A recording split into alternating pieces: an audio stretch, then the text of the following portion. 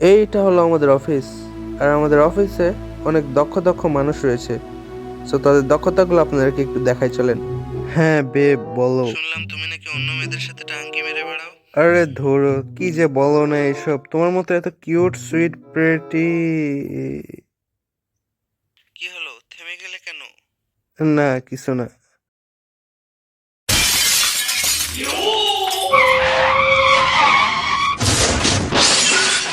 আর কিছু এমন টাইপের লোক আছে যারা জীবনে ভাত পায় নাই, অথচ তারাই বলে, এই বেড়া এই, এদিক আই।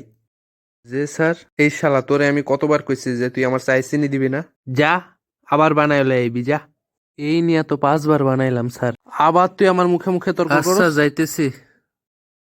শালা পিয়নের ঘরের পিয়ন। আর এগুলা তো নর্মাল ব্যাপার।